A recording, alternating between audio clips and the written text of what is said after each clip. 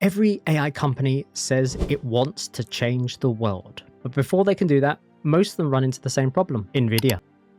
Because AI may look like software. It may look like a chatbot with an answer, or a video of Jason Bourne fighting John Wick. But behind all of that, there is hardware, chips, data centers, electricity, and a ridiculous amount of power. And that is where Nvidia comes in, because for years, most people knew Nvidia as the graphics card kind of creators. The thing that you bought if you wanted your computers to run a game properly, or if you enjoyed, watching your bank account quietly suffer. But now, Nvidia had become the company almost every AI business needs, and almost every AI business is now trying to escape. The strange part is, all of it started with games, because for years, the promise to the people was simple. Buy our graphics cards and your games will look fantastic. It will basically make you weep. Possibly because of the price. But basically, you're going to get smoother movement, sharper worlds, bigger explosions, fewer moments where, the expensive computer sounds like it's a jet fighter trying to take off. But to make the games look that smooth, the graphics card has to work differently. It could not treat a picture as one big job. It had to break the picture into tiny pieces and work them all at the same time. And that was the important part, not the explosion, sadly.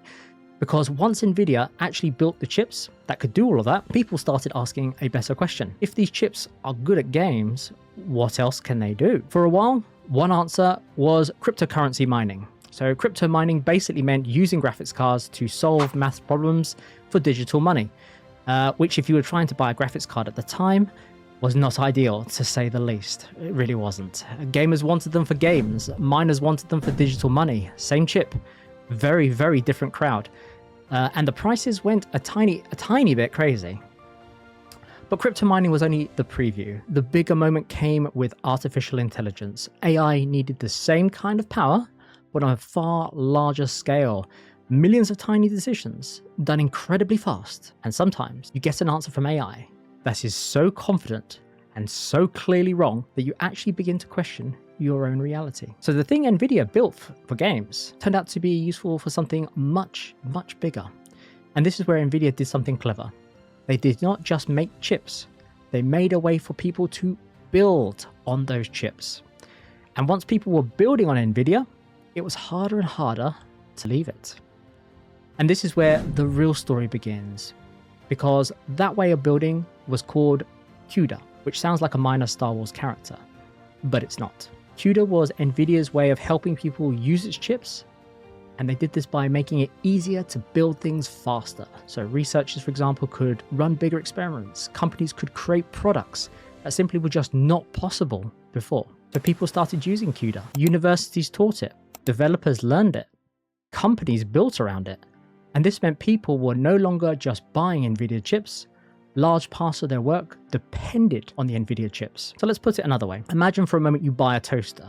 You put it in your kitchen, but then you have to rebuild the kitchen around the toaster, and then you rebuild the entire house around the toaster. And at some point, you basically no longer own the toaster. The toaster is basically now the center of your house, and it now owns you. That was the problem, because switching away from Nvidia was no longer as simple as buying someone else's chip. You now had to change the software, replace the tool, retrain the people, and untangle years of work. And all of a sudden, the expensive chip starts looking like a cheap part, which is exactly where Nvidia wanted you to be. And this would have been a nice advantage for Nvidia if nothing else was basically happening. Then basically AI came along, and suddenly everyone wanted more computing power. So startups, researchers, the biggest tech companies on the planet, they all wanted it, and they all wanted it right now. So this is like every roof in the country getting torn off in an overnight storm, and there's only one roofer everyone trusts to basically fix it. That's roughly what happened to Nvidia.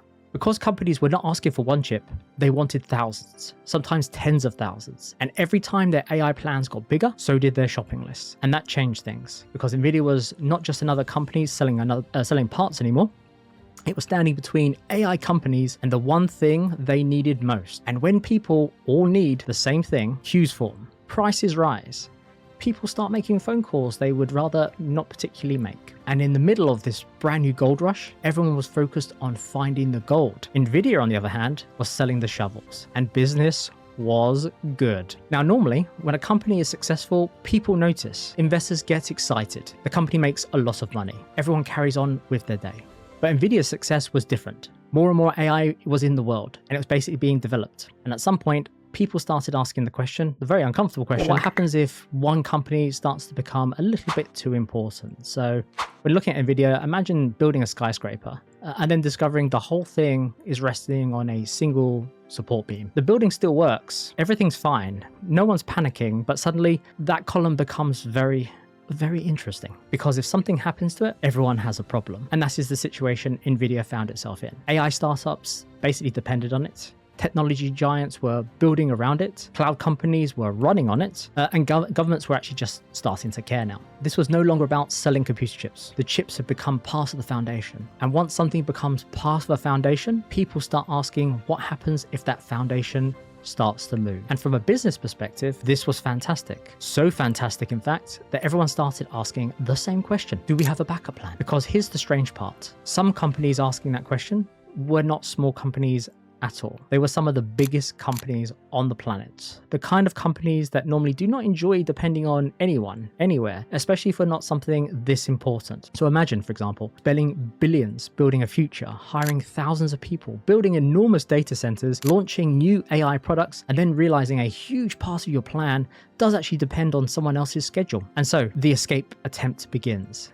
Google started building its own chips. Amazon had its own plan. Others started looking for the exit, which actually, if you think about it, sounds quite sensible. Until you remember something that we've already talked about. People were not just buying Nvidia, they had built around Nvidia. It was basically like renting for years because it made sense, and then deciding you finally wanted to buy, but discovering the whole country had quietly become rent only.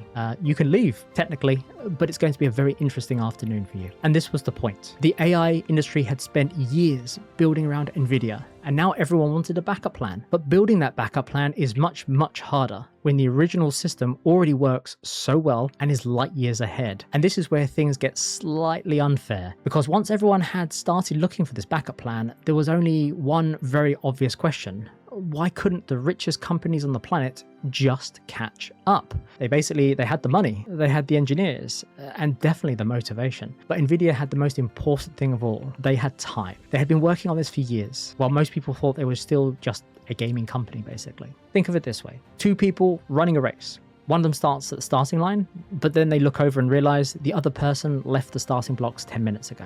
It does not matter how fast you are, you're going to be still chasing for the whole race. And the really frustrating part, the more successful Nvidia became, the easier it became to actually stay ahead. New customers brought in new money. More money helped build better chips. Better chips brought in more customers, and the loop basically kept going. And this is why the backup plan was so difficult. Everyone wanted an alternative, but they were not just trying to catch Nvidia, they were trying to catch up to Nvidia's years of momentum. And that is the part that is very easy to miss. Nvidia was not just ahead because it had better chips, that was part of it, a very expensive part of it, but the bigger advantage was everything around the chips. And that meant the software around it too, the tools the people use, the people trained to use the tools, and the companies that had already built on it. Put that all together, and Nvidia hadn't just built a technology, it had basically built an ecosystem, the ecosystem. And that made it much harder to compete, because you were no longer asking people to swap out one chip for another. You were asking them to pack up a successful working life and move it somewhere that was basically uncertain. And no one enjoys moving house, especially when the old house had, faster internet and better plumbing, and all your stuff was already there. And that is why Nvidia became so difficult to avoid. It was not just a product, it was the place everyone had already moved into. And that is why Nvidia became the company everyone was afraid of, not because it was failing or because it was weak, quite the opposite actually. In business, there are only a few ways to win big. You have to be first, you have to be better, or you have to find some creative loopholes. Nvidia was best, and by the time everyone else noticed, it was already fully built into the race itself. So now everyone wants a way around Nvidia.